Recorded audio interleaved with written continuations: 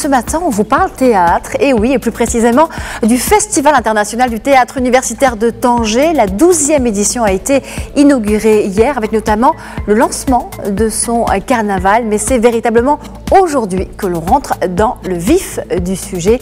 Et c'est avec Karima El Alami qu'on va en parler tout de suite.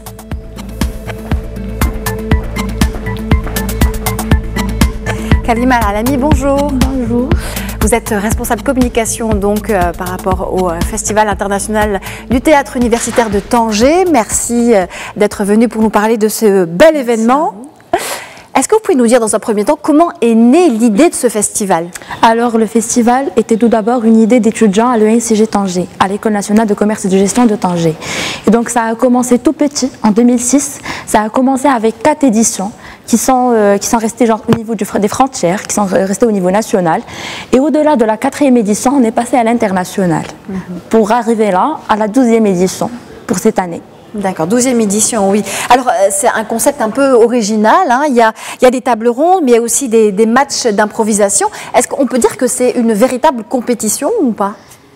Oui, c'est une véritable compétition en termes de pièces qui se jouent. Mais par contre, le festival assure des tables rondes, des matchs d'improvisation, pardon. C'est justement pour marquer l'agilité des festivaliers. C'est-à-dire, on les aide à développer une flexibilité par rapport au rôle, par rapport aux situations et par rapport à l'écosystème. C'est-à-dire, ils travaillent au niveau des matchs d'improvisation avec des personnes de cultures différentes et d'environnements différents. Et donc, c'est ce qui facilite de plus en plus leur intégration dans quel que soit l'environnement. Oui, c'est un véritable laboratoire de vivre ensemble, en fait, hein, que vous expérimentez. Tout à fait. Ben, c'est le principe de la culture à la base. D'accord.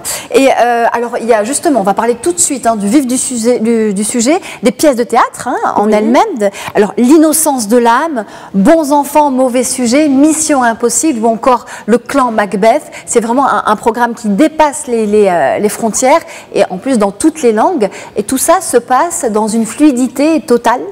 Tout à fait, parce que normalement, le festival et déjà le théâtre, il prend son langage universel. C'est-à-dire que quel que soit ta langue, quelle que soit ton origine, quelle que soit ta nationalité, quelle que soit ta culture ou ta religion, le théâtre, il est là. Il prend une culture, il prend un message. Et donc, c'est à travers son langage universel qu'on permet de faire passer un message. Et justement, cette année, on aura beaucoup de pièces, on aura beaucoup d'équipes provenant du monde entier. On aura l'Italie, l'Espagne, la Tunisie, l'Oman, l'Arabie Saoudite et aussi des participants au niveau national, à savoir Casablanca, Agadir, Marrakech, etc. Un mot peut-être sur le programme en lui-même et sur les pièces choisies, leurs critères, leur sélection.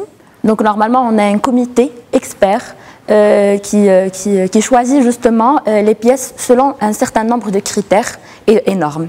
C'est-à-dire passons de la mise en scène, passons du scénario, des besoins techniques, parce que parfois c'est pas adapté à nos salles de théâtre marocaines, et donc et aussi par rapport au message derrière qui doit converger avec le thème de l'édition.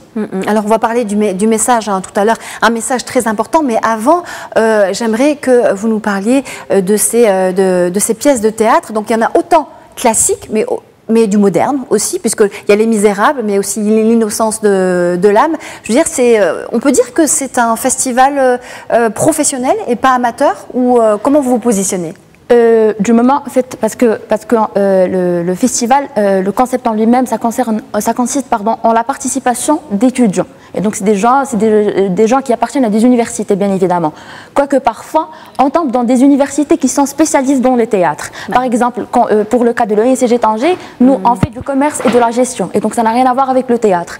Mais parfois, par exemple, l'université de l'Italie, ce sont des professionnels du théâtre. C'est pour ça qu'on tombe un peu dans la confusion. D'accord.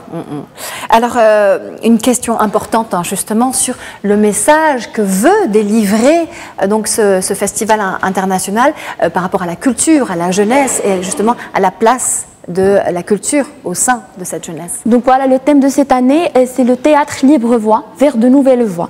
C'est-à-dire qu'on s'inscrit dans une dimension internationale, dans une dimension marquée par une mutation et par une mondialisation profonde.